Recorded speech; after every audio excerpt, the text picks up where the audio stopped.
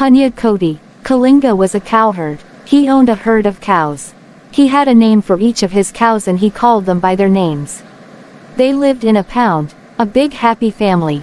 The calves played happily in a safe place in the jungle until their mothers came home after their graze. At daybreak, Kalinga would take his cows for grazing.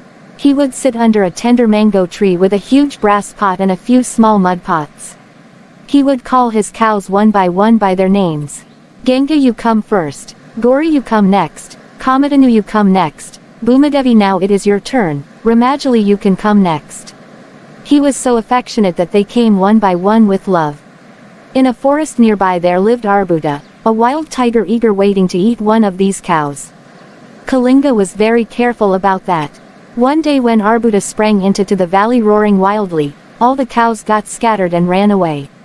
Poor Punya Koti got caught in the tangled thorn bush and could not run fast. Arbuda was waiting for this opportunity and sprang in front of Punya Koti. Punya Koti was taken aback. She knew her end was near. Please listen to my humble request, she asked. I have a calf back at the pound expecting my milk. Give me little time, I shall feed him and come back to you soon. Kindly be merciful to my little one. She is hungry. I have found you when I am hungry, he replied. Do you think I am so stupid as to let you go now? I am sure you will never come back. Don't try to hoodwink me. Truth is motto of my life, it is my parents, replied Punya Koti. Honesty is my kith and kin. If I do not follow my policy of honesty, God will never forgive me. Arbuda could not say no as she was pleading for her little one. He gave her permission with the promise that she would be back. Punya Koti gave a solid promise to the tiger, and came back to feed her calf. When the calf heard her story, he had tears in his eyes. Mother, why should you die? He cried. Why should you make me an orphan? Why don't you stay back? The tiger will never find you. From whose udder shall I suck milk? She continued. Mama, with whom will I sleep, Mama? Who will be as kind and loving as you are? I cannot break the promise I have given to Arbuda, replied Punya Koti. I can never think of cheating anyone. I shall go to him with devotion. This is my final decision. Punya Koti looked at the herd around her and spoke. Dear mothers, sisters and daughters, kindly look after my calf as your own. He has now become an orphan. Do not kick him when he is at your back. Do not butt when he is in front of you. Kindly think of this orphan as your own.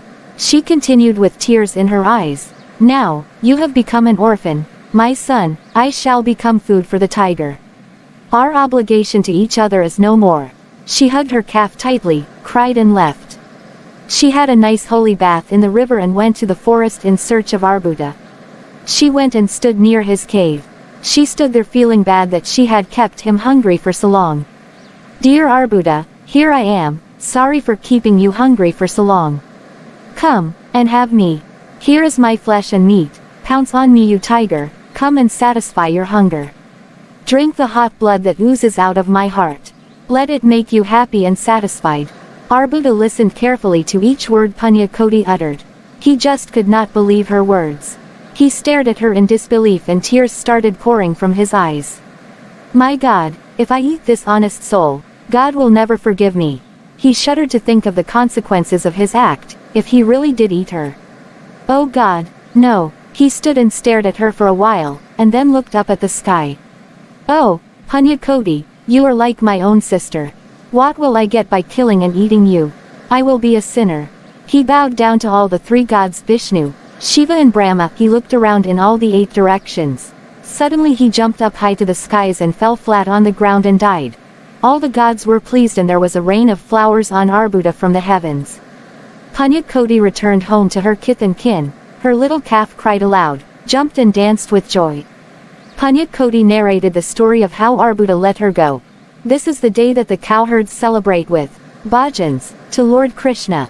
This is the story of Punya Koti, who believed in truth, honesty and keeping promises. Note: Kalinga, name of the cowherd Punya Koti, virtuous and sacred.